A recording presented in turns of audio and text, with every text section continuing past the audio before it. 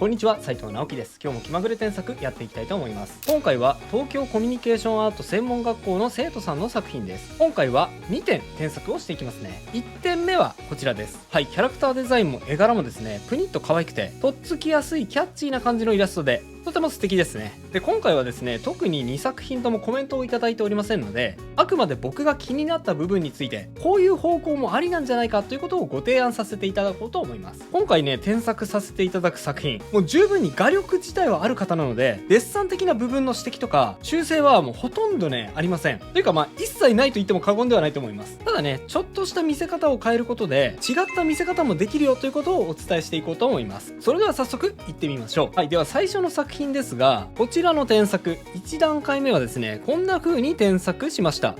ドン。はい、この違いです。どこが変わったでしょうか。はい、この上に載っている和柄の雲模様については、非表示にしただけなので気にしないでください。大きく変更したのはこの蛇ですね。添削前は画面端からこうニュッと突き出していて、で男の子の手に乗っているっていうシチュエーションです。首だけがね見えている感じですね。で、ちなみにね、この男の子のデザインが実はこうネズミモチーフでですね、蛇よりも弱い立場というか、むしろ弱いどころか餌みたいな立場ですよね。はい、蛇をね飼ったことがある人はわかると思うんですが、蛇用の餌の冷凍ラットっていうのもペットショップで売ってるぐらい、完全にね蛇の餌として扱われているネズミなんですが、そんなものすごく弱い立場のネズミをあえてこう蛇の友達みたいに扱っているのがこの絵のエモポイントだと思います。もうね、次の瞬間丸飲みにされないのか僕的にはね結構ハラハラしますね。でですね、なんでこのように変えたのかというと、おそらく2025年のヘビ年を祝うイラストだと思いますので、ヘビを擬人化させるのが一番いいのかもしれませんが、そこまでいかないまでもね、顔だけニュッと絵に入っているだけだとちょっとね入り方としては寂しいかなと思いました。なので画面上のヘビの体がより多く表示されるようにグインとこうネズミくんを囲むようにして、でここはですね、よく見ないとわからないかもしれませんが、この下の部分でですね、ヘビがトグロを巻いていて、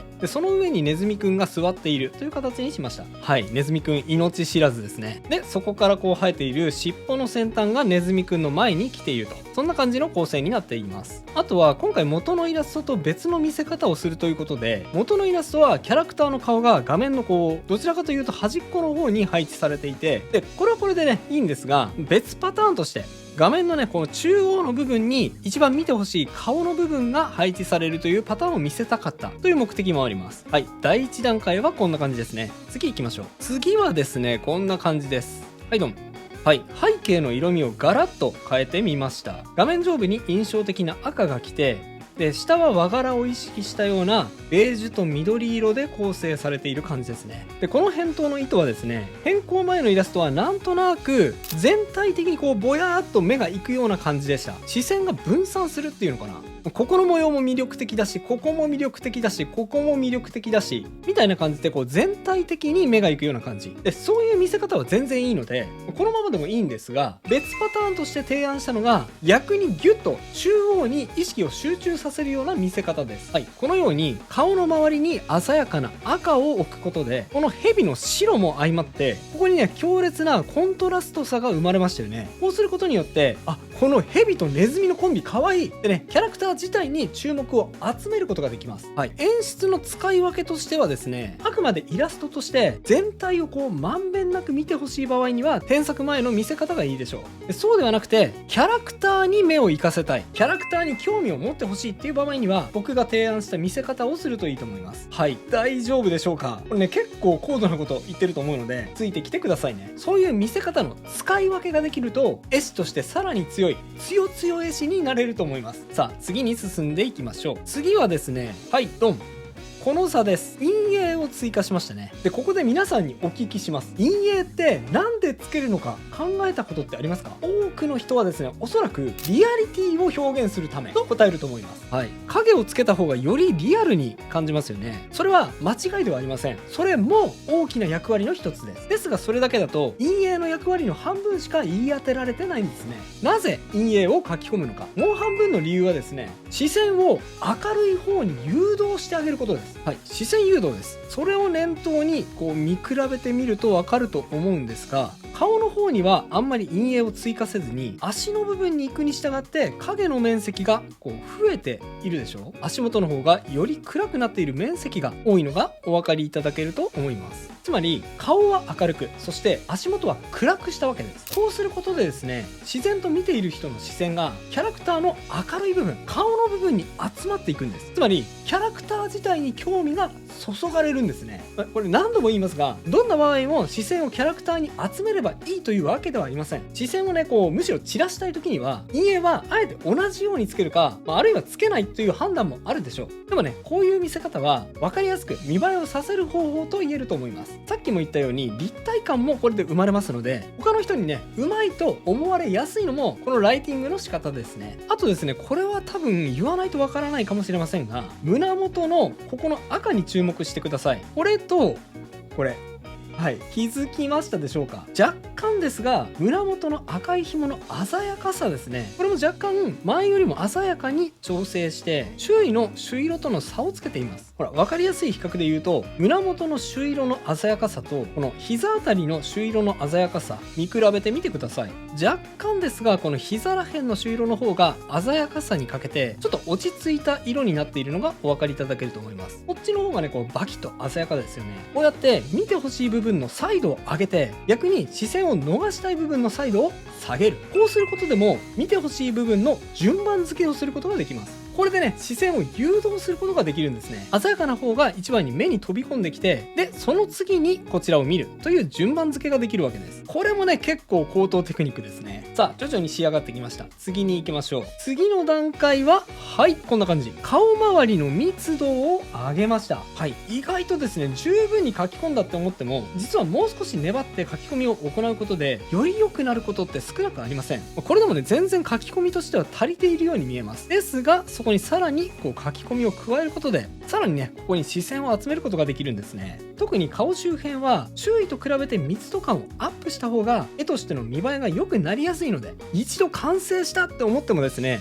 もしかしたらもう少し顔周りの書き込みを増やした方がいいかもしれないと思って加筆をしてみてください。大体の場合それだけで良くなると思います。で、顔周りの密度と言いましたが、実はですね、ポイントはこの顔部分だけじゃありません。それよりも髪です。顔を書き込むって言っても限界があります。まつげとか目の光とかそのぐらいしか書き込む部分ってありませんよね。ですが顔じゃないのに書き込むことで顔の密度がアップする場所があるんです。それが髪の毛です。ほら、そう言われてよくこう見比べてみると、髪の毛のハイライトが余計にこう入ってるでしょ。このね、髪の毛の書き込みによって顔の密度って出てくるんですね。はい、これはかなり大事なポイントです。なんか密度足りないなと思ったら髪の毛を書き込んでみてください。かなり効果が高いと思います。さあ、そして次が最後、こんな風に変化しました。はい、最初に非表示にしたエフェクトを追加して少しバランスを整えてみました。ここはですね、もう完全に好みの世界です。見方によってはこの1段階前のこのヘビのシルエットが美しいな、この丸いシルエット美しいな、面白いなって思うので、ここを印象的に見せたい場合にはむしろこのエフェクトは邪魔ですね。なのでこの1段階前のここで止めても全然問題ありません。あるいはエフェクトを追加はするんだけど、はい、こんな感じで上には乗せずにね、ヘビのシルエットをここ避けることで見方を調整することもできるでしょう。もっとね、シルエットを出したかったらここもね、消しちゃってもいいかもしれませんね。はい、その辺は好みによって取捨選択していきます。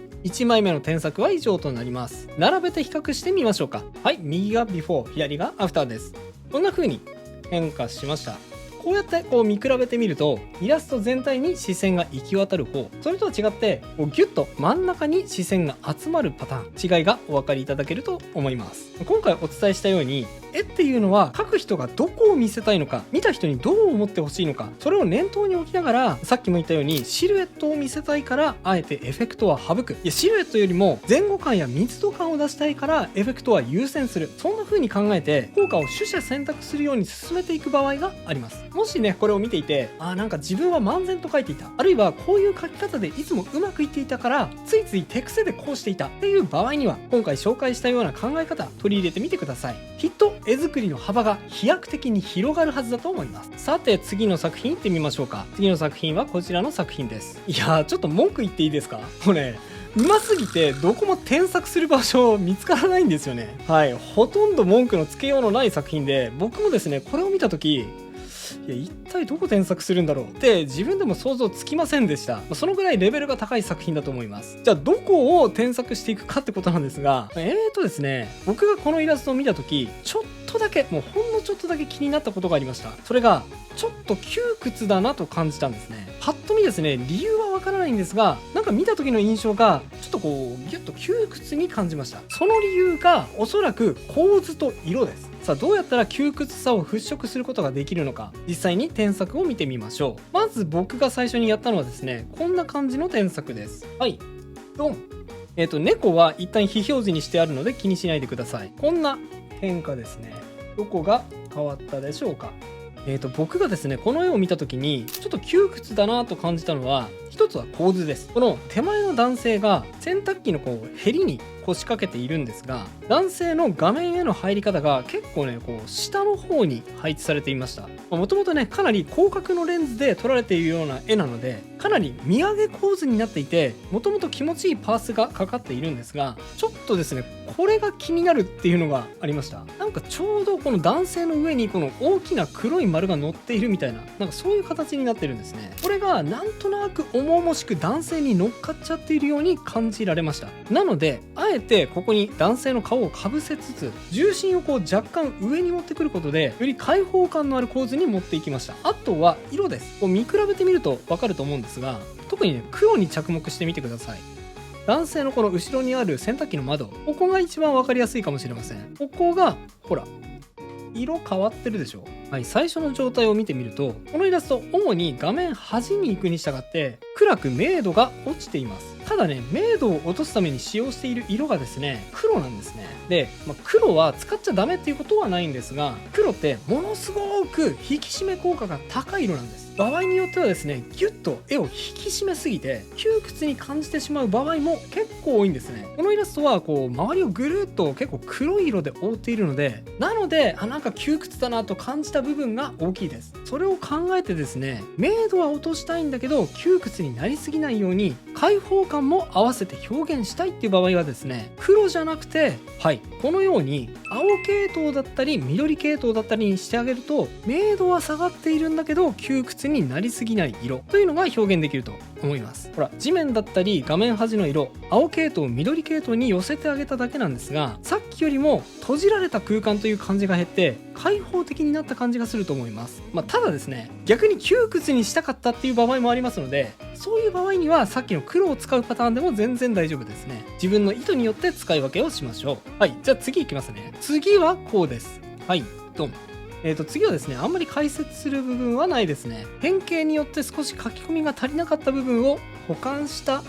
けです。ただね、一つ大事なことを解説すると、今僕がやったような順番で書き込みをしていくのは大事なことです。つまりですね、画面の大まかな印象を整えてからその後で書き込みを行っていく、こういう順番でやっていくってことです。結構ですね、頭で分かっていても細部からこうコチョコチョコチョっと細かい書き込みを始めちゃう人って結構多いんですよ。つまり、この絵で言えばこの洗濯機のこういう金具の部分とかね、あとはこの通気口の部分とか、あとはメカニックの部分、こういう細かい部分から書いちゃう人結構多いです。気持ちはわかるんですが、そういう書き進め方をしてしまうと、いざねこうバランスが狂っていて、ここ整えようと思っても、いやせっかく書き込んじゃったんだからここ直したくないよってなっちゃって、結果的にね完成度が下がっちゃうことってあります。はい、このように細かい書き込みは構図がバッチリ決まってからと覚えておいてください。さあ次に行きましょう。次は結構大事です。次の変化はこんな感じですね。結構印象変わるでしょう。どうでしょう。見比べるとなんとなく透明感が出て、手前の男性の足の前後関係あたりがかなり分かりやすくなったのがお分かりいただけると思います。はい、これ何をやったのかっていうと、足に反射光を入れました。添削前はですね、手前の人の足と奥の人の足、そしてこの人がこう手で持っているこの洗濯機の扉がですね、全部黒がこう似通ってしまっていて、あまりはっきりと前後関係がわからない感じになってしまっていました。そこを反射光を入れて、手前の人の足、そして扉、そして奥の人の足っていう風に区別しやすくしました。こんな風にこう黒の面積にそれぞれ反射光を入れることによって、どれが一番手前に来ているのか、そしてどれが一番奥に行っているのか、視覚的に分かりやすくしたということです。どうでしょう。これだけで見た目がこう洗練されたような感じがしませんでしょうか。いいでしょこれ。さっき言ったように黒は画面を引き締めますが、ズボンや靴が黒いからといって全部を全部黒で表現する必要はありません。場合によってはこのように青っぽくしたり緑っぽくしたり、環境光を反射させることによって前後関係が分かりやすくなり、かつ透明感もアップさせることができるんです。これはね結構使えるテクニックだと思いますので試してみてください。反射光めっちゃ大事です。さあそして最後、非表示にしていた猫を追加ですね。はい、猫も全体的に寒色系統の色だったので、背景に合わせて影になっている部分は青系統の寒色に振っています。こうすることで画面に馴染んで窮屈さを軽減させることができると思います。ただですね、場合によっては好みによっては、せっかくこの左下の部分をこうガバッと開けたんだから、この開放感なくしたくないな、猫をここに置きたくないっていう場合もあると思います。密とかはね、猫がいた方が高まるんですが、なんかこの開放感も捨てがたいですよね。そんな時には苦し紛れですが、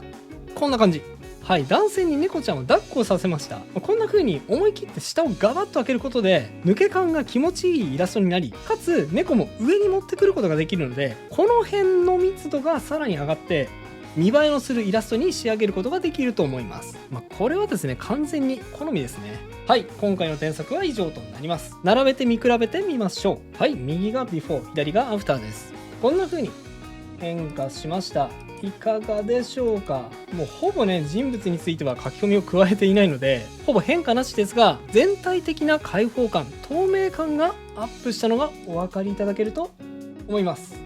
いやー、今回はですねもうすでに十分うまい絵についての添削だったので、いつにも増してハイレベルな添削でこう重箱の隅をつつくような添削になったと思います。でもね、逆に言えば今日言ったような細かい部分を気にすることができるかできないか、それが大きな差に現れます。もっと上手くなりたい、もっと上級者になりたいっていう人はですね、今日紹介した細かいテクニックぜひ取り入れてみてくださいね。それと今回は黒の使い方の難しさについてお伝えしましたが、いやこれだけじゃ分かんないよ、もっと具体的な例を見せてという人もいると思います。そんな人にはこちらの動画、気まぐれ添削177、黒の使い方に気をつけてがおすすめです。黒の使い方でこんなに変わるのかっていうのが実感できる動画だと思いますので、興味がある方はぜひチェックしてみてください。それでは最後にあのコーナー、気まぐれあっち向いてほいのコーナーです。